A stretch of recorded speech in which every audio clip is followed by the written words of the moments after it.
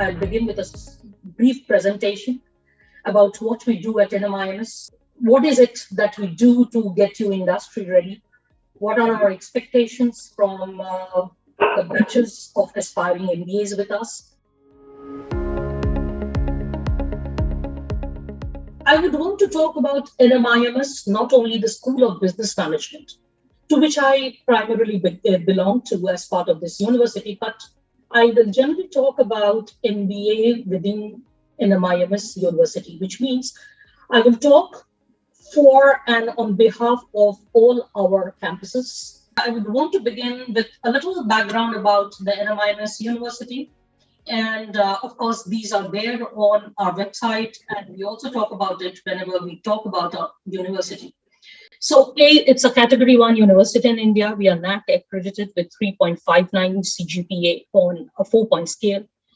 We have been having a consistent academic quality and research focus. We are strongly focused on teaching and learning. We, of course, have eminent faculty from top national and global institutes and strong industry linkages. I wanted to highlight these things because it's not about just mentioning.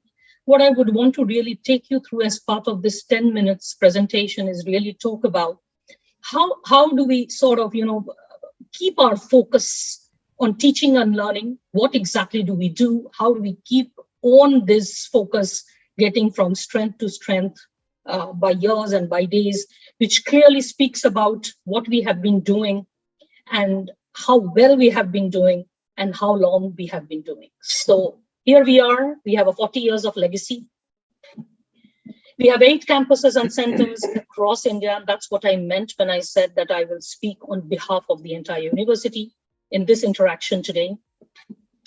We have 17 different schools and we have 11 odd programs on MBA.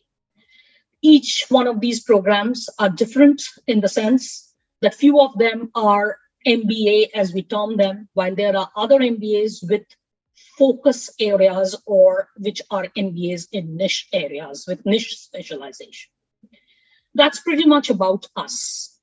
So I normally, whenever I, as an academician, and as Prabha was reading my brief profile out to you, she mentioned that I had been with management education for a substantial number of years now. So I look at myself more as an academician, more as an educator now, and it's more to do with what I believe in and how I see this whole management education trying to, sort of get students ready for the industry. So I always begin my my talk on any MBA related programs of a school would want to begin always with this few words for you. And then I'll come to the programs that we offer and what do we do here at NMIMS. So this is my 2-bit. No matter how good a school is, no matter how strong its focus on teaching, learning, research, industry integration is, but these are few things which is absolutely a prerequisite for an MBA aspirant. So first and foremost, what is it? I would like to begin by what I have written in the first line. Guys, there is no silver bullet to making it great in this world of MBA and knowing everything to reach out into the world of corporates. So what is the formula for doing well in these 2 years, putting together all your stock of knowledge, skill sets, habits, and your attitudes together so that you do better and do well and rise to the top in days to come? There are few commitments that's needed from your side, few determination that are needed from your side, which I would like to sort of list down the way that I've kept it here. That yes, you need a lot of hard work, foregone. You need to be disciplined, you need to be committed, you need to be determined, you need to be self-prepared. I mean, in this entire journey, there could be several experiences, several things that you do, but it is important to get back and reflect. So this requires the willingness to trade off and make some hard choices, to stretch your abilities and strengths, to take challenges and carry on with difficult assignments, to be ready for changes, and finally value the insights and perspectives of hardworking, smart people around. That's precisely what an MBA, successful MBA degree will require as a prerequisite. So we at NMIMS strongly believe that the student group today who come to us are a set of people who are mindful about these things. So the programs here at NMIMS, from which one can make a choice depending upon what their area of interest are, is we have our flagship program, which is MBA. Then we have an MBA with focus on HR. And you can see in the corresponding column the campuses where these programs are offered. We have an MBA in digital transformation. We have an MBA in business analytics. We have a dual degree in MBA decision science and analytics, which is a dual degree program with Purdue University. We have an MBA in pharmaceutical management, and then we have these MBA programs in the campuses of Navi Mumbai, Bengaluru, Hyderabad, and Indore. So, what do we do at NMIMS? I spoke about what NMIMS stands for. I spoke about what are the programs we offer. I spoke about what are our expectations from the students, or what are our 2 bits of suggestions to people who aspire to take up a course on MBA and hence make the most out of it in days to come. I have mentioned that. But what is it that we believe here at NMIMS and have been able to touch the life of aspiring MBAs for so many years now? 40 years is a long time. So first and foremost, we are very clear on our mission. All our programs have a mission to create and impart knowledge. But that's what traditionally all institutes have been doing. I mean, traditionally, if you look at the college kind of education, the university kind of education, for years, that is what they have been doing. But, you know, in institutes which have been able to make a difference is when they realize that knowledge, just acquiring it and imparting it on somebody is not good enough. It needs to be applied. And that's where came in the idea of developing the skill sets also, that you learn and then you apply. So you imbibe certain skills and then you apply. But we at NMIMS, we believe that there are 2 more things which are very, very important, particularly for people who are wanting to be part of this cutthroat competition in the corporate world. And that's attitude and that's habit, right? So if you have the right attitude, if you're okay to develop in yourself the right set of habits, you have all the ingredients ready to do well. And then you mix it with your determination, with your dedication, with your commitment, and you make out of it the best that is possible to see you through the top in the corporate world. At NMIMS, we use this word cash with a K, where K stands for knowledge, A for attitude, S for skill sets, and H for habits. So since I said, you know, I will not want to sort of I don't want to really sound very preachy, but really highlight the points where we at NMIMS think differently and do differently. And that's where we also say that, you know, you think about it, hear us out, know what is expected from you, and then make your conscious moves and decisions.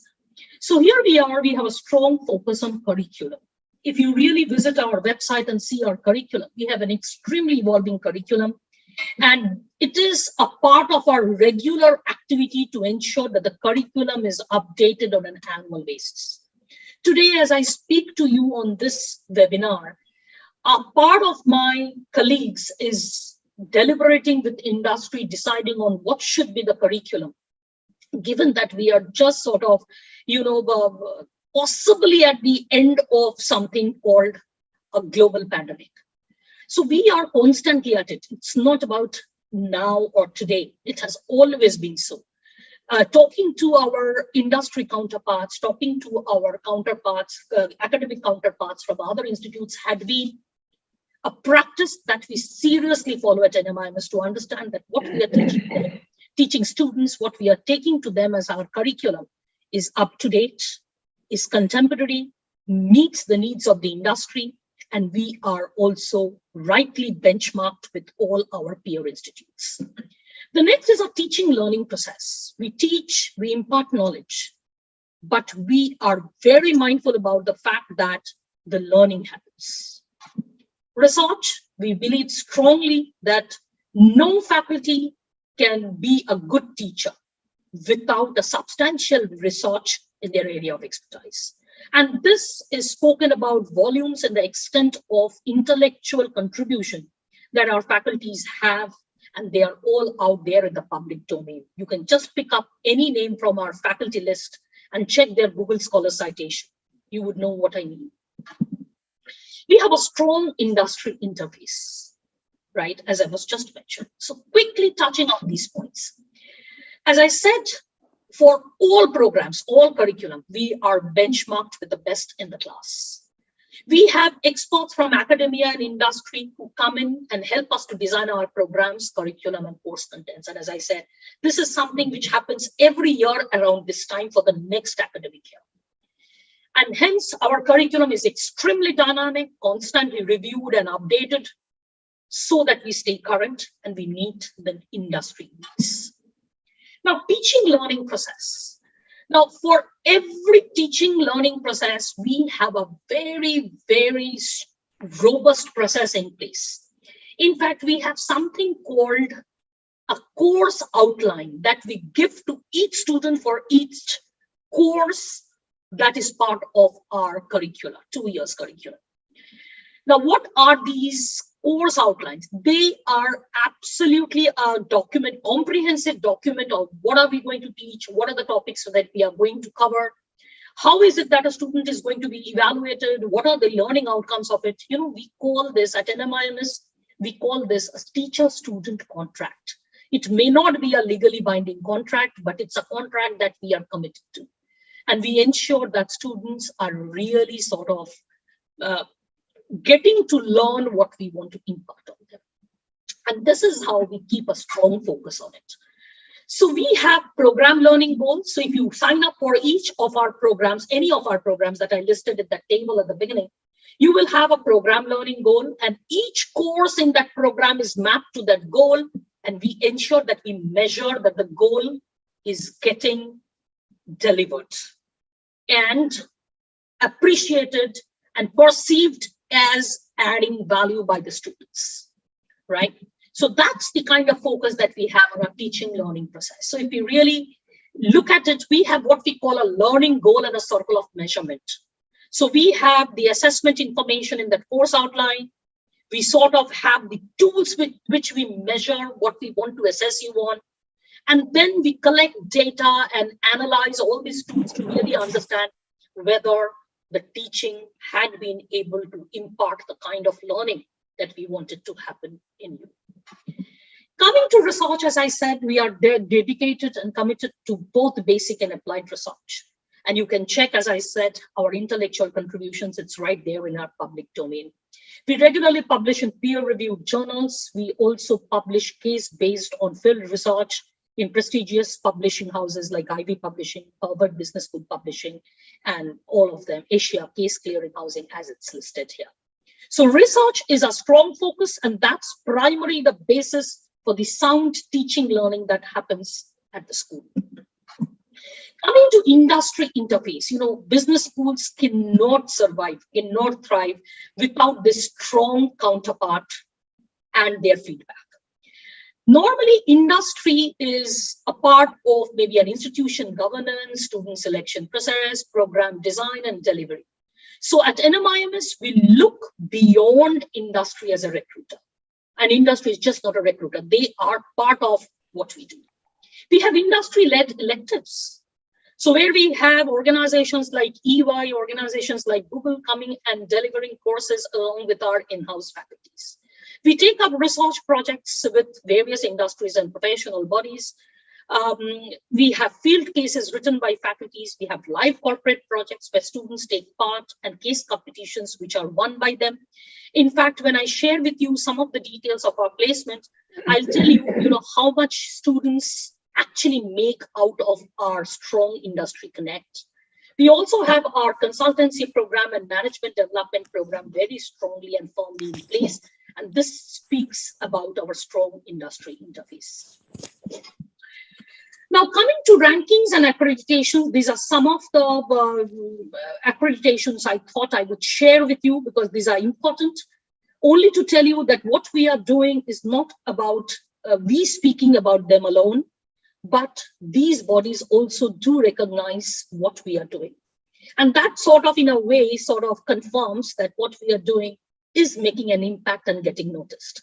So that's what gets us all these rankings and accreditations.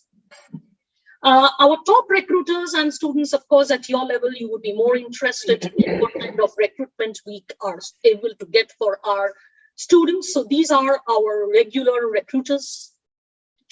Most of these logos would be very familiar to you, and most of them have their names. So even if you're not familiar, you can see the names out there. Just because it's recruitment, and obviously, a set of students would be most interested in what kind of packages, how well do the placements go, and all of that. So I just want to share in my next slide with you some highlights about the placement this year, which is ongoing. All right. But any detailed information related to our placements, if you people are interested, please do visit our website. They are all there in detail. So if you are really interested in the placement of School of Business Management, to which I belong, because that's where I have my first-hand information from. For the other campuses, of course, I have to fetch it from them, but they're all there on the website, as I said. This is how it stands for 2021-2022 batch. I mean, the batch which is going to graduate this year. This is what the figures look like. So we have 578 of 580 placed, 168 PPOs. And let me tell you, these PPOs come mostly from summer internship, as well as from the case competitions that our students win in these organizations. And this pole placement that has happened in approximately 12 active days of recruitment that we had. We had 127 recruiters, 86 Fortune 500 companies, and the highest CTC is INR 57.31 lakhs. So this is just about highlight of the current placement season in one of our campuses, which is the School of Business Management, Mumbai campus. But all of our placement highlights for each of our campuses that I had mentioned would be out there in our website very soon. So with that, I would really want to stop as far as talking goes. I always leave the aspiring students who are showing interest in NMIMS with some pictures out there, because it always feels nice to know if you're wanting to be in a place, how the place looks like. So there you are. I mean, this is our SBM Mumbai campus. Guys, Mumbai, we cannot have horizontal structures. So this is the vertical structure from inside for you. We have a swanky campus with a swanky canteen, we say, with amazing food and all of that. But of course, what the building, the bricks don't matter. What matters are the people inside, and the people inside are really there, and they mean everything, every letter and every word of what I mentioned in my previous slides. All right, so that's the campus that I have my office in. Here is our NMIMS Bengaluru campus, as nice, as infrastructurally sound as the Mumbai campus, as it looks from here, and it's a horizontal structure, because there we have the luxury of space. And so is the Hyderabad campus. This is the Hyderabad campus, and these are all horizontal structures, mostly. That's our Navi Mumbai campus. All right. So, and that's our Indore campus.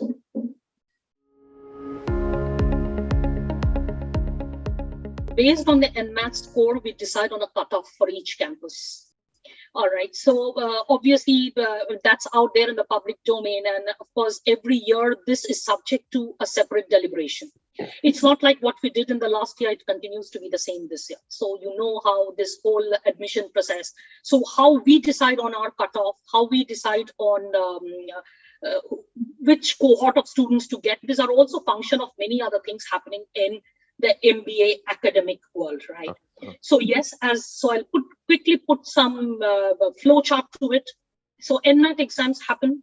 After the NMAT exams get over around 20-21 days from then, after we have collated all the data, we have a cutoff meeting wherein we decide our cutoff. And once the cutoff is decided, the students who make it based on their application that they have done with us, registration that they have done with us, they are sent an intimation that they have qualified for these campuses and for this program that they have applied. And then they come in for a CD and PI. We don't call it a GD, we call it a CD, wherein the students have to come in for a case discussion. All right, so they are given small cases which they have to read, analyze, and of course, make their points in a group. They are marked on that, and then this is followed by a personal interview. All right. Now, given COVID, there were few shifts that happened last year. Instead of a case discussion, because it was difficult to do in the online mode, we had gone in for a case written analysis. Right. So similarly, this year, we don't know what the situation is right now with this Omicron variant of the virus around. But by and large, this is going to be the structures. Not really. We don't have any kind of reservation whatsoever being a private university. So this dual degree program, again, are students who come through this NMAT that they write for us. Right. And in the past, we have also taken GMAT scores for admission to this. But of course, that has to be communicated to the students separately. And that's a decision which is made every year, depending upon how it's going.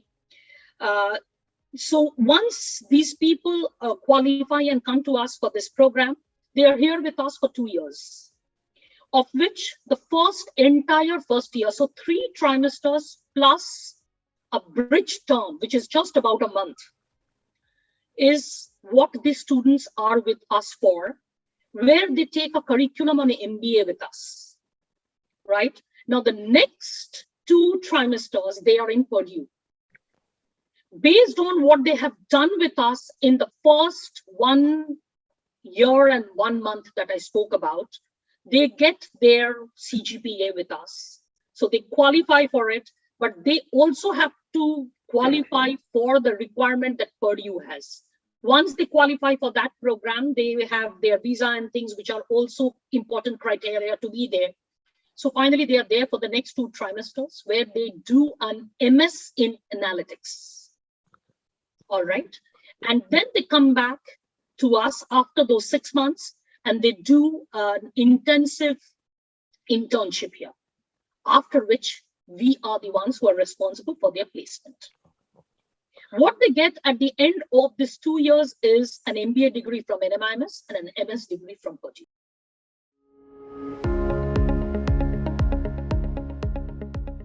So there are two ways to look at it. One, if you have your interest a priori clear. So you are, for instance, say you are a civil engineer and want to really be part of this industry called real estate. Then real estate management is the program for you. You already know a priori where your interest lies. You are a law graduate. Our MBA law program draws mainly from law graduates. So if you are already a law graduate and looking to make a career in that field with an MBA degree, then MBA law is the right program for you. Similarly, we have this MBA DSA, which is your analytics, entirely focuses analytics. And you have Mba Pharmaceutical Management, where again, you are a student of B Pharmacy. You have always been keen on pharmacy as the domain of the industry that you would want to work in. So that's the program for you. Vis-a-vis an MBA general program where you're not clear what do you want to really specialize in, and there you are only allowed to specialize in functional areas of business like finance, marketing, operations, and strategy. So there you don't have anything devoted to a pharmaceutical management or maybe a real estate or maybe a law and things like that. So that's one way to look at when you are making your decision. The other way to look at is if you are wanting to be a specialist in pharmaceutical industry. If you take a general management course, which is our MBA program, please understand there would not be certain courses which are dedicated typically to a pharmaceutical management specialization. For example, I'll give you one simple example. In a pharmaceutical management program, you will have a course on Indian health industry, because to know pharmaceutical management well, you have to know the Indian health industry, the regulations in Indian health industry. Now, you will never have a course like that in a general management program. I am a faculty in the area of economics. For a core MBA program, I will offer you courses like microeconomics, macroeconomics, Indian economics. But for a pharmaceutical management course, I will offer you a course on health economics. Whereas if you are taking a course on real estate management, you will get to do a course on urban development, economics of urban development. So what I'm trying to mean with these examples is these programs are very focused on the particular specialization right from day one. The placements there are equally good. My program chairpersons in each of these programs will be telling you that the excellent, in fact, just prior to this meeting, I was in a meeting of my MBA law program, Board of Studies, where my program chairperson informed me that 100% placement with amazing packages have already happened. And in particular, if the students are interested in the kind of packages that we get, in the kind of recruiters that we get, I would urge all of them to look at our website. All this information are out there. So let me be very upfront on that. You see, we have not really anything clear out there in place, but these are all based on case-to-case basis. At NMIMS, we have a very strong social entrepreneurship cell, which primarily caters to our social sector. And these people are amazing at analyzing these cases, case-to-case basis, as I said, and based on certain documents furnished by the students, based on what is the annual family income and things like that, they sort of assess it. And we get these NGOs, which we partner with for years to fund the requisite gap that a student might find in funding his or her education. That's one. Number two, we have a very strong alumni base. For the first time during the COVID, we tried to tap their contribution towards funding, the education of some of the students who are enrolled with us and had met with some not so fortunate events during the pandemic. And we were successful in doing so. So while we do not have any set thing in place, but we are very empathetic. We do look at all these cases, but they have to be genuine cases. So this is again a program which lies with our Praveen Dalal School of Entrepreneurship and Family Business. And this is basically a School of Business Management initiative. So they are a part of us only, and they are primarily catering to the students who belong or come from families which have family businesses. So their curriculum is also just like those, focused programs that I was mentioning.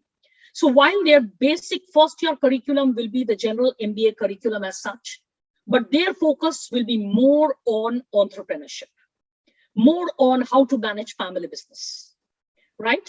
And the other distinguishing factor about this program is we don't give placements to these students because they are principally the ones who are taken because they belong to a family of businesses.